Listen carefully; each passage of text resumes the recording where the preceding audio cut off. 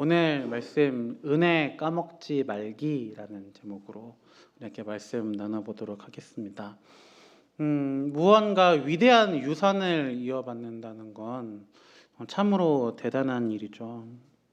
사업을 크게 일으킨 조상의 유산을 물려받는다는 것, 조상 대대로 물려내려오는 우선 가보, 국보와 또 같은 어떤 가보를 물려받는다는 것, 굉장히 감사한 일이고 좋은 일이고 위대한 일입니다. 우리나라 어떻습니까? 우리 조상들이 이룬 위대한 업적을 물려받았습니다.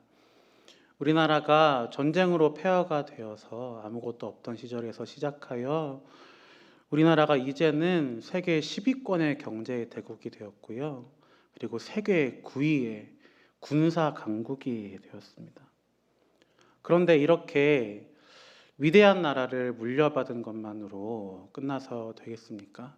이것을 잘 유지해야 되겠죠. 이 위대한 유산을 잘 유지하려면 언제나 실력을 갈고 닦고 많은 노력이 필요합니다. 은혜는 어떨까요? 하나님으로부터 값없는 은혜를 우리가 받았습니다. 예수 그리스도의 그 십자가 은혜를 우리가 값없이 대가 없이 그 크신 은혜를 받았습니다. 예수를 믿음으로 구원받는다는 진리가 진짜 진리로 믿어질 때 어떤 경험하셨습니까? 가슴이 뜨거워지죠. 그 속에서 믿음이 생기고 뜨거움이 생기고 용기가 생깁니다. 세상 끝날까지 이 모든 세상 이겨내고 승리할 수 있을 것이라는 뜨거움과 열정과 용기가 생겨납니다. 하나님께서 날 그렇게 뜨겁게 사랑하신다는 것이 사실로 믿어져서 기쁨이 터져 나옵니다. 그런데 그 구원의 기쁨과 구원의 감격과 감사와 은혜를 유지하기가 쉽지 않습니다. 우리 안에는 여전히 죄성이 남아 있어서 하나님을 찾는 데 게으르고 자꾸 세상 염려와 근심 속에 세상의 것들로 우리 시선을 돌리죠. 은혜가 떨어진다는 게 무슨 말이겠습니까? 구원에서 떨어진다는 말입니까? 아니죠. 구원은 이미 받은 것입니다. 하나님께서 성령으로 우리와 함께 하시면서 우리의 구원을 반드시 이루실 것입니다. 그런데 은혜가 떨어진다는 말은 그 구원에 대한 감격과 기쁨과 그리고 그 은혜 받은 사람으로서 당연히 나타내야 할 거룩한 삶이 떨어지고 그 은혜가 줄어든 그 은혜 감격이 줄어든다는 것입니다. 처음 은혜 받았을 때의 기쁨과 감사는 온데간데 없고 염려와 근심과 반복되는 죄 속에 우리 마음이 어두워져 갑니다. 처음 받은 은혜를 계속 유지해야 하는데 그게 안 되는 것이죠. 오늘 본문에 보시면 처음에 이렇게 되어 있습니다. 이 일 후에라고 7장 1절에 적혀 있죠. 이전 문맥에 어떤 일이 있었는지 이 배경을 좀 알아야 합니다. 하나님 앞에 범죄한 이스라엘 북왕국은 이미 기원전 722년에 아시리아에 의해 멸망했고요. 이스라엘 남왕국, 그러니까 유다 왕국은 약 140년 정도를 더 존속하다가 기원전 586년에 바벨론에 의해 멸망했습니다. 유다의 많은 사람들이 바벨론의 포로로 끌려가서 살게 되었습니다. 그리고 바벨론은 결국 페르시아의 고레스 왕에게 정복을 당했죠. 바벨론을 정복한 고레스 왕은 포로 생활을 하던 유다 백성들에게 예루살렘으로 귀환해서 성전을 건축하고 하나님을 섬기며 살아라 명령을 내렸습니다. 그로부터 약 20년 뒤 여러 난관을 뚫고 이 유대 공동체는 성전을 완공합니다. 이제 오늘 읽은 7장 직전 6장의 문맥에서는 이 성전에 대한 봉헌식을 하고 유월절을 지내는 장면이 기록되고 있습니다. 감격스러운 사건이죠.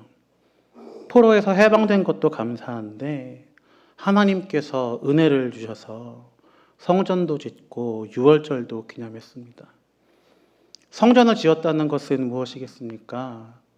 생명이신 하나님과 함께 살게 되었다는 것입니다. 하나님께서 함께 사시면서 모든 생명을 부어주신다는 것입니다. 영생을 얻었다는 뜻입니다. 은혜 받았다는 뜻입니다. 이렇게 뜨거운 은혜를 경험했습니다. 유월절을 기념하면서 감격적인 그날들을 보냈습니다.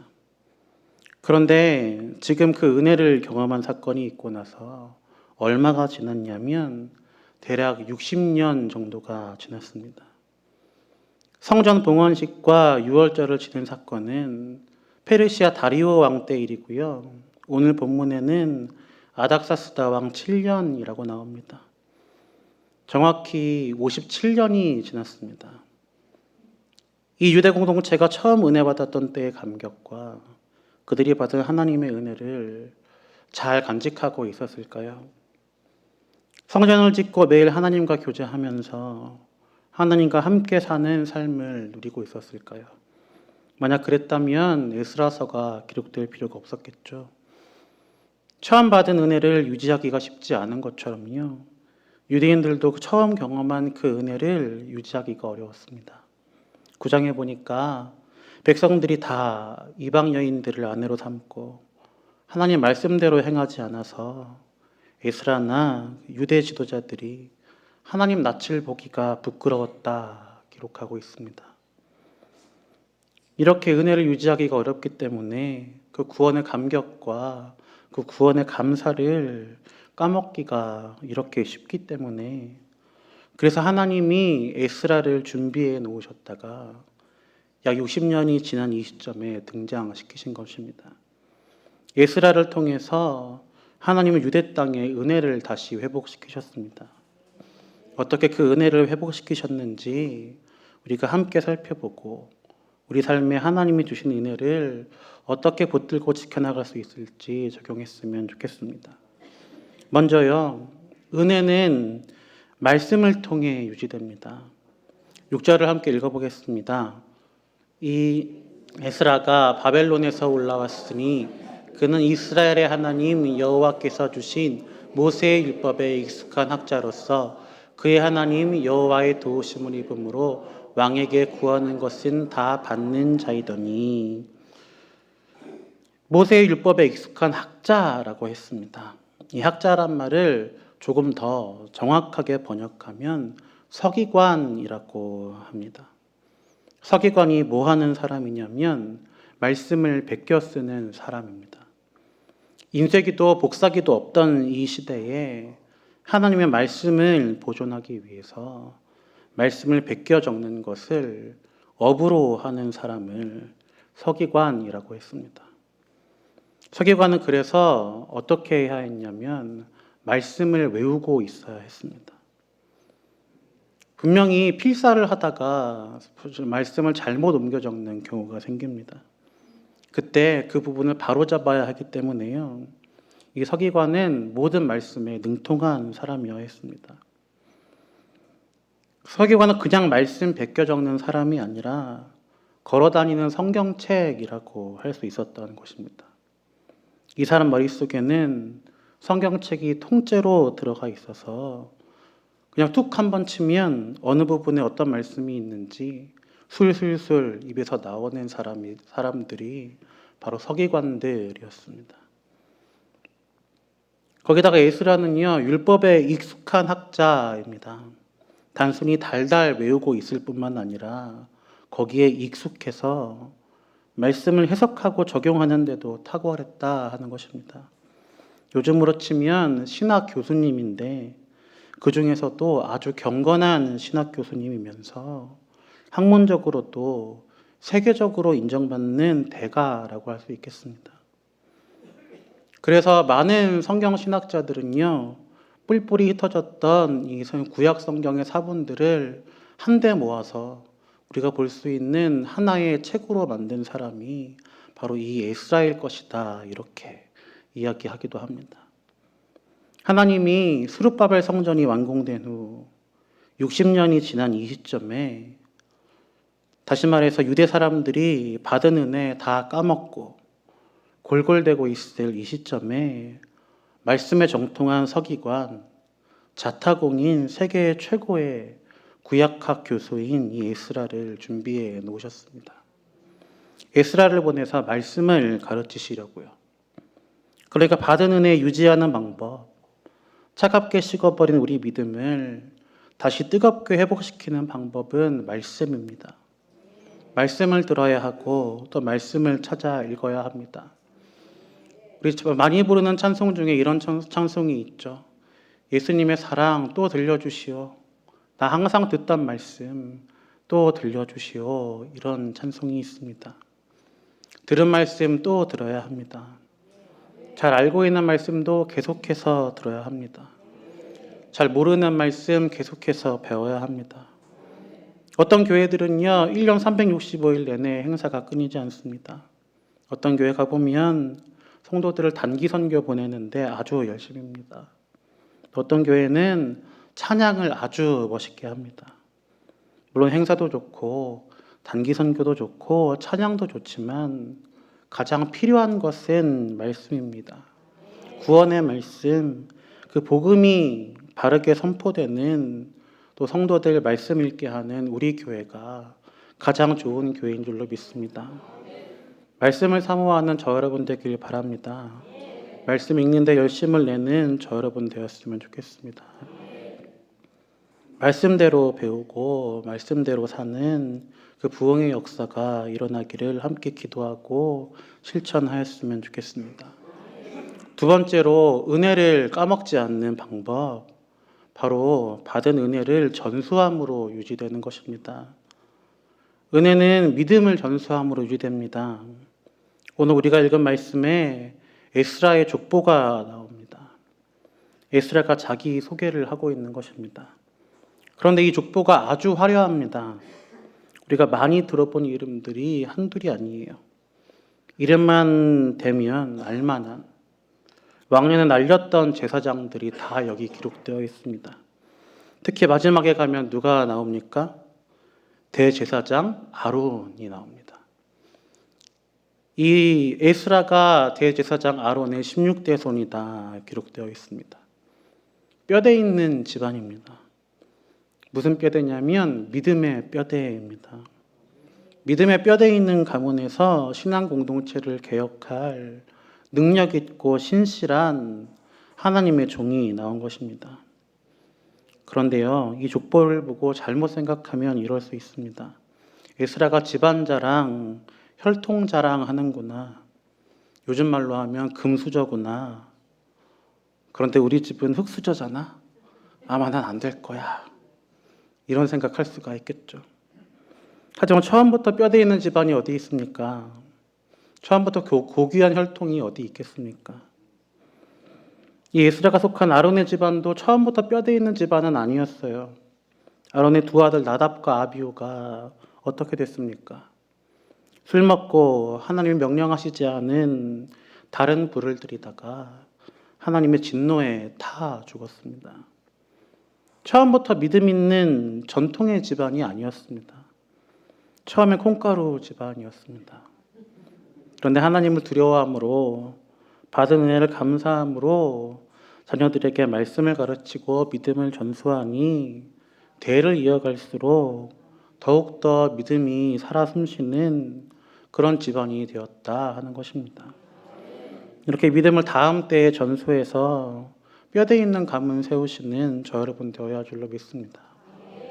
자녀들에게 말씀 가르치는 아버지 어머니들 다 되시길 바랍니다. 그리고 이게 우리 집 내 핏줄에 국한되는 게 아닙니다. 예수 그리스도를 믿으면 육신의 핏줄을 초월해서 우리가 전부 한 형제, 한 가족이 되는 줄로 믿습니다. 교회는 한 가족입니다. 교회에서 믿음의 대를 이어가야 합니다.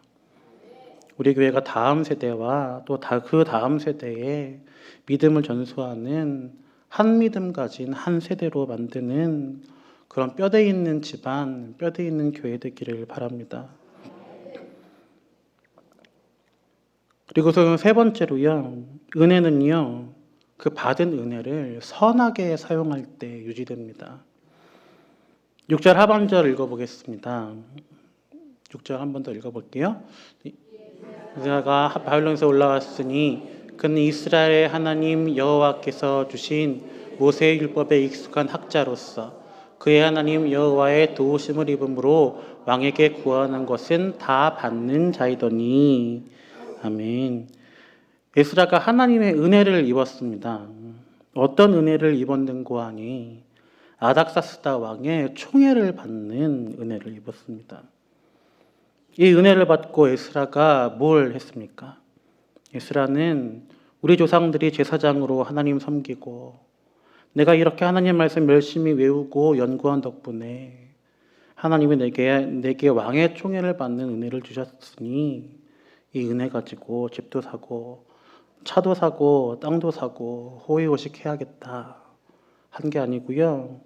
이 받은 은혜를 말씀을 가르치는 데 사용해야겠다 생각했습니다. 마지막 10절에 이렇게 되어 있습니다. 10절 읽어볼게요. 율례와 규례를 이스라엘에게 가르치기로 결심하였었더라. 아멘. 에스라는 내가 말하면 왕이 다 들어주니까 이 은혜를 나를 위해 사용해야겠다 생각한 것이 아니라 왕이 나를 사랑하니까 왕에게 구해서 은혜 다 까먹고 방황하고 있는 유대 땅에 있는 내 동포들에게 하나님의 말씀 가르쳐야겠다 하고 생각했습니다. 하나님이 주신 은혜를 자기 자신만을 위해서 사용한 것이 아니라 동포를 위해서, 다시 말하면 교회를 위해서 사용했다 하는 것입니다. 하나님이 우리에게 각자 은혜를 주셨습니다. 각자에게 알맞은 은혜를 다 주셨습니다. 예수 믿게 하셨을 뿐만 아니라 예수님을 섬기고 교회를 섬길 능력도 다 주셨습니다. 어떤 사람에게는 에스라처럼 학식을 주시고 어떤 사람에게는 큰 능력을 주시고 어떤 사람에게는 물질을 주시고 또 어떤 사람에게는 높은 지위도 주셨습니다. 그게 아니더라도 우리 모두에게 하나님께서 허락하신 시간과 또 힘과 하나님께서 주신 건강이 있습니다. 이렇게 내가 받은 은혜를 내 만족만을 위해서 사용하는 게 아니라 다른 사람들을 위해서, 특히 믿음의 공동체를 더욱 풍성하게 하기 위해서 사용해야 할 줄로 믿습니다. 가정에서도 마찬가지입니다. 이제 추석 연휴가 시작되었습니다. 가족들이 모입니다. 반갑기도 합니다. 하지만 한편으로는 두렵습니다. 오전에 담임 목사님 도입부에 말씀하셨듯이 여러 잔소리들이 들려옵니다. 우리의 마음을 긁어놓는 말들이 들립니다. 때로는 돈 때문에, 자녀들 학업이나 취업 때문에, 또 자존심 때문에 가족끼리 할 말 못할 말 하면서 얼굴 붉히는 가정도 혹시라도 있으실 것입니다. 가족 친지들 모일 때 할 말 못할 말 다 하지 마시고 은혜를 나누시기 바랍니다. 주일에 담임 목사님 말씀 통해 받은 은혜 나누시고 또 예수님께서 나를 구원하신 그 은혜 나누시고, 그리고 말로만 은혜 나누는 것이 아니라 은혜를 베푸시는 여러분 되었으면 좋겠습니다.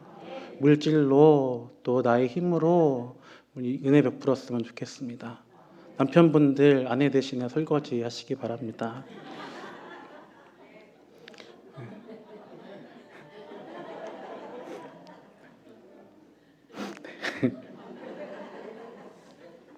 내가 받은 은혜를 다른 사람에게 은혜를 끼치기 위한 도구로 사용할 때 하나님이 더욱 큰 은혜를 베풀어 주실 것입니다. 그걸 믿고 확신하시기 바랍니다. 우리는 모두 하나님 은혜를 받았습니다. 그 은혜를 예수님 다시 오실 때까지 지키고 갖고 나가야 합니다. 은혜를 지키고 갖고 나가는 방법, 하나님 말씀을 사모하여 더욱 가까이 하는 것이고, 믿음을 우리 자녀들에게 또 교회의 다음 세대에 전하는 것이고, 마지막으로 받은 은혜를 선한 일에 사용하는 것이었습니다. 말씀 사모하고 다음 세대를 세우고 받은 은혜 베푸는 일에 힘쓰셔서 주님께 받은 은혜 주님 다시 오시는 날까지 소중하게 간직하고 가꾸어 가시는 저 여러분 되길 우리 주님의 이름으로 간절히 축복합니다. 우리 함께 찬양 한 곡 하고 기도하겠습니다.